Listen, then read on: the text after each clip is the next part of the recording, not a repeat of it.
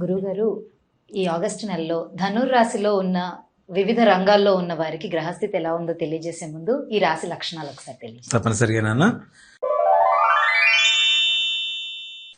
ధనుస్సు రాశి వారి లక్షణాలకు వస్తే యూటర్న్ మెంటాలిటీ.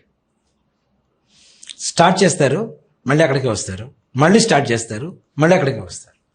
వీళ్ళలో విశ్రాంతి తీసుకోవాలనేటువంటి భావన ఎక్కువగా ఉంటుంది. మోత కష్టపడిపోయాం, కావాలి బ్రేక్ కావాలి అనుకునే చిన్న పనికి కూడా బ్రేక్ తీసుకునేటువంటి లక్షణాలు ఎక్కువగా ఉంటాయి వీళ్ళ దగ్గర.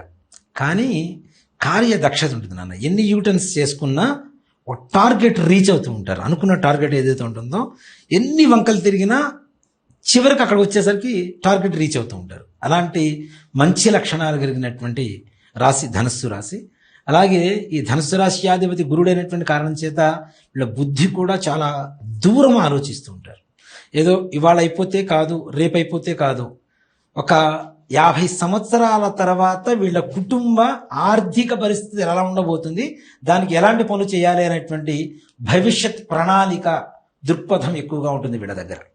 అలాంటి లక్షణాలు ఉంటాయి ఈ రాశి వాళ్ళకి. ఆగస్టు మాసంలో ధనుస్సు రాశి వాళ్ళ పరిస్థితి చూసుకుంటే చాలా నిరాశాజనకంగానే ఉంది.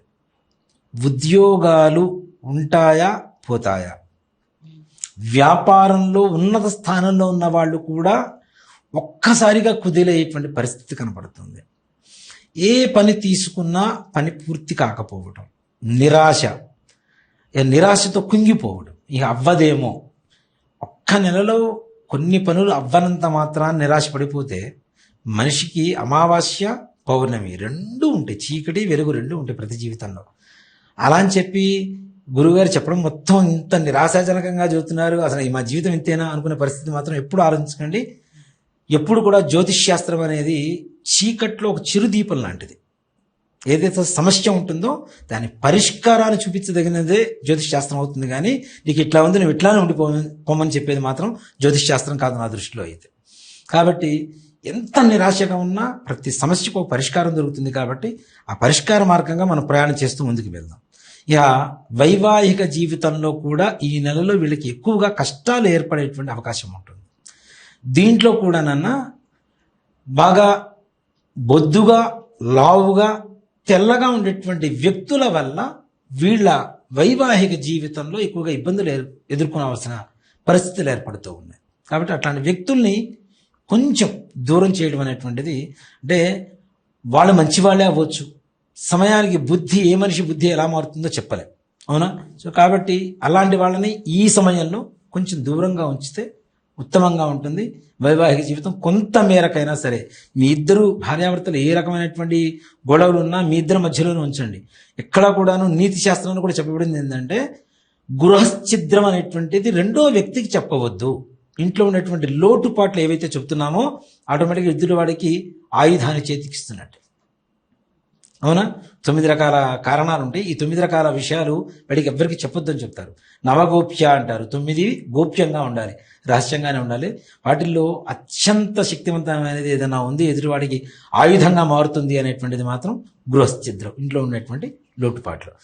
ఒక్క లోటుపాటు మనం చెప్పుకున్నాము అంటే ఇది మన నోరు, అంటే మన పెదవులు దాటింది అంటే వేల చెవుల్లో పడుతుంది. తద్వారా మనకే పరువు నష్టం వాటిల్లుతుంది. వీళ్ళిద్దరి మధ్యలో గొడవలు పెట్టడానికి ఎదుటి వాళ్ళకి ఛాన్స్ ఎక్కువ దొరుకుతుంది కదా. అవన్నీ మనం కావాలని ఎందుకు చేసుకోవడం? అట్లాంటి వాళ్ళని కొంచెం అవాయిడ్ చేస్తే గొడవ వదిలిపోతుంది కదా.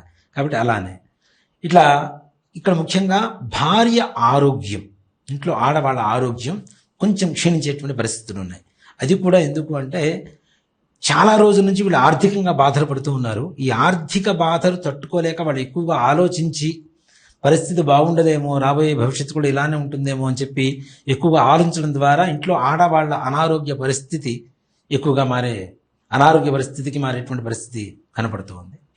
అలాగే ఈ రాశి వాళ్ళకి ముఖ్యంగా మగవాళ్ళకి స్త్రీల వల్ల, స్త్రీలకి మగవాళ్ళ వల్ల, పురుషుల వల్ల ఎక్కువగా ప్రమాదం జరిగేటువంటి అవకాశాలు, కొత్త పరిచయాలు కావచ్చు, పాత పరిచయాలు కావచ్చు, వేరే వ్యక్తులు, ఇందాక అనుకున్నట్టుగా కుటుంబం మధ్యలోనే కాదు, వీళ్ళ వ్యక్తిగతమైనటువంటి జీవితంలో కూడా వేరే వ్యక్తుల ప్రవేశం వల్ల, ఆల్రెడీ ప్రవేశించినటువంటి వాడు కావచ్చు, కొత్తగా ప్రవేశించేటువంటి వాడు కావచ్చు, కొత్త పరిచయాలు కావచ్చు, వీళ్ళ వల్ల ఎక్కువగా పరువు నష్టం కలిగేటువంటి అవకాశాలు కనపడుతున్నాయి. కాబట్టి తగిన జాగ్రత్తలు తీసుకోవడం అనేటువంటిది చాలా మంచిది ఇప్పుడున్నటువంటి పరిస్థితుల్లో.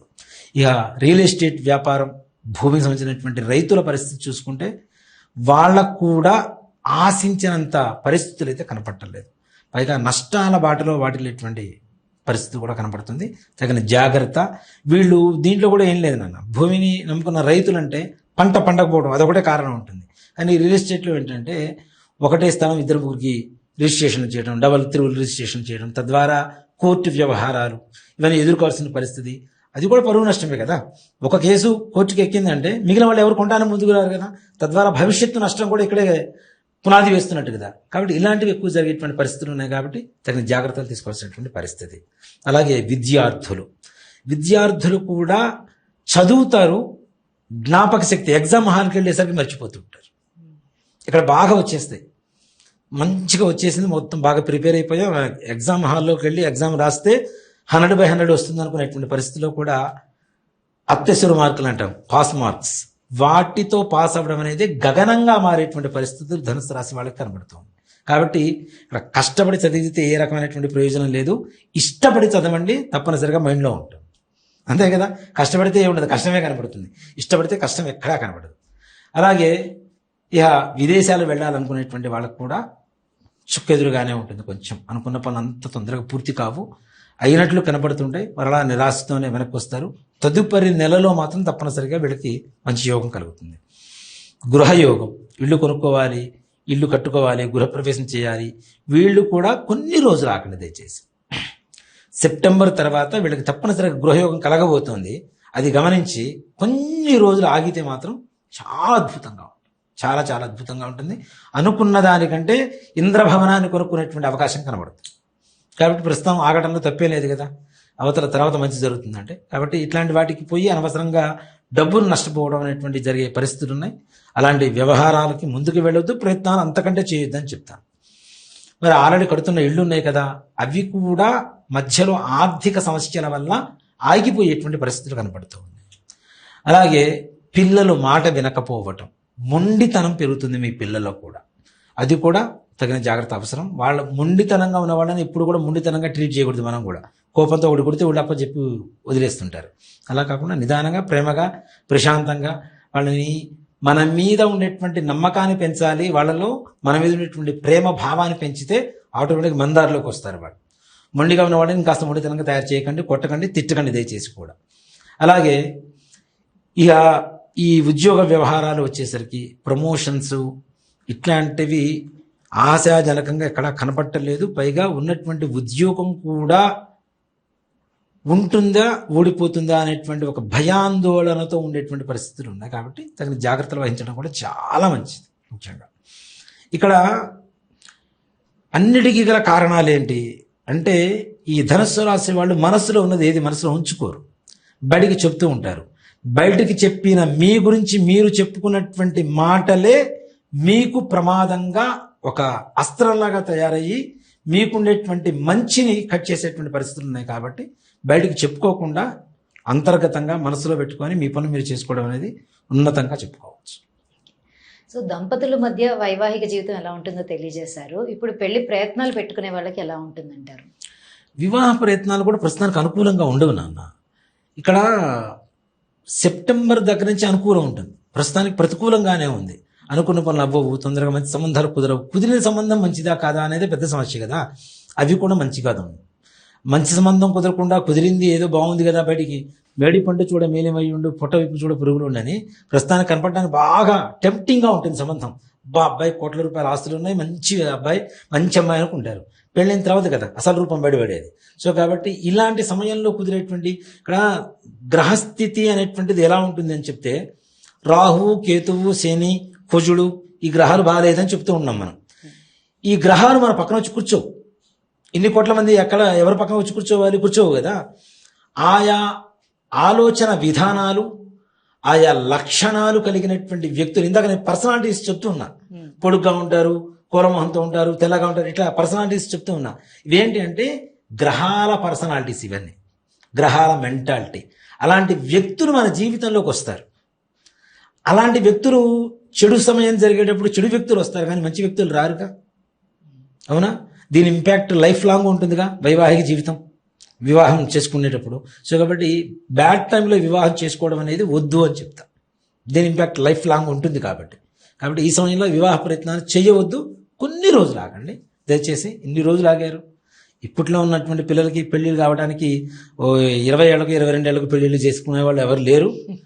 రాబోయే రోజులు అది రావాలని నా మనస్ఫూర్తి కోరుకుంటా. 21 సంవత్సరాలకు అమ్మాయికి పెళ్లి అయిపోవాలి, 25 సంవత్సరాలకు సంతానం కలగాలి, హ్యాపీగా ఉండాలి. అప్పుడు మరలా మన పూర్వకాలంలో పూర్వకాలం అంటే ఏదో ఒక 70s 60s అని చెప్పడల్లా 2000 సంవత్సరం వరకు ఉన్నటువంటి దాంపత్య ఆనందపరమైనటువంటి జీవితాలు ఏవైతే ఉన్నాయో అవి మరలా పునరావృతం అవుతాయి. అలాంటి పరిస్థితులు వస్తాయి. ఇప్పుడు 32 ఏళ్ళు 34 35 ఏళ్ళు వచ్చినా కూడా పెళ్లి చేయటం లేదు కాబట్టి ఇంకొక 4 రోజులు వెయిట్ చేయడంలో తప్పు లేదు. ముంచుకుపోయింది ఏం లేదు కాబట్టి కొంచెం వెయిట్ చేయండి, మంచి సంబంధాలు కుదురుతాయి. మరి ఏ రకంగా చూసుకున్నా కూడా కొంచెం నిరాశ ఎక్కువ ఉంటుంది ధనుర్రాశిలో అని చెప్తున్నారు కాబట్టి మరి వీళ్ళకి ఏ రకమైన పరిష్కారాలు ఉంటాయి దానివల్ల కొంచెం మనసు ప్రశాంతంగా ఉండటం అలాంటివి జరగడానికి? ముఖ్యంగా నాన్న ధనుస్సు రాశి వాళ్ళకి దూర ప్రయాణాలు కూడా అంత కరెక్ట్ కాదు. ఇప్పుడున్న పరిస్థితుల్లో లాంగ్ డ్రైవ్స్ వెళ్తుంటారు లేదా తీర్థయాత్రలు వెళ్తుంటారు. ఇట్లాంటివి కూడా కరెక్ట్ కాదు. వాటి వల్ల కూడా వాహన ప్రమాదాలు కూడా పొంచి ఉన్నాయి. ముఖ్యంగా మన ఈ భుజం దగ్గర నుంచి షోల్డర్ దగ్గర నుంచి ఈ చెయ్యి వరకు, తర్వాత మోకాలు దగ్గర నుంచి కింద పాద భాగం వరకు టార్గెట్ చేసుకుని ఉంటుంది. ఈ సమయంలో చాలా జాగ్రత్తగా ఉండాల్సినటువంటి పరిస్థితి. వీళ్ళు ముఖ్యంగా ఏదైతే నల్ల నువ్వులు బెల్లం ఉంటుందో చక్కగా తెచ్చుకొని మెత్తగా దంచి ఒక 19 రోల్స్ చిన్న చిన్న ఉండలు చేసి ఆవుకి పెట్టండి. అలాగే పెట్టిన తర్వాత గోమాతకి ఏదైనా గ్రాసానికి ఇవ్వండి. చక్కగా గోమాత పృష్ఠభాగాన్ని నమస్కరించుకొని, అంటే ఇక్కడ మనకున్న పాపాన్ని గోవులకి ఇస్తున్నాం అనేటువంటి భావన కాదు, గోమాత ఏదైనా భరించగలిగినటువంటి శక్తి ఉంటుంది కాబట్టి సాక్షాత్ మన కళ్ళకు కనబడేది. నువ్వులు ఉండలు ఇస్తే ఎవరైనా ముష్టి వాళ్ళు ఇస్తే తీసుకుంటారా? తీసుకోరు కదా. కాబట్టి గోమాతకి పెడితే సర్వదేవతా స్వరూపం కాబట్టి పెట్టి గ్రాసానికి ఇవ్వండి. గో పృష్ఠభాగానికి నమస్కారం చేసుకోండి. సర్వదేవత స్థానమైనటువంటి పృష్ఠభాగానికి నమస్కారం చేసుకొని కళ్ళు కడుక్కొని ఇంటికి రండి. ప్రతి వారం కూడా ఇది చేయడం అనేటువంటిది ఉత్తమమైనటువంటిది. దీని ద్వారా ఏదైతే వాహన ప్రమాదాలు కావచ్చు, ఆర్థికపరమైనటువంటి సమస్యలు కావచ్చు, కుటుంబపరమైనటువంటి సమస్యలు కావచ్చు, మానసికమైనటువంటి పరిస్థితులు కావచ్చు, అనారోగ్య సమస్యలు కావచ్చు, ఇవన్నీ కూడా దూరం చేసుకొని కొంతలో కొంతవరకు సంతోషంగా ఉండడానికి బాగుంటుంది.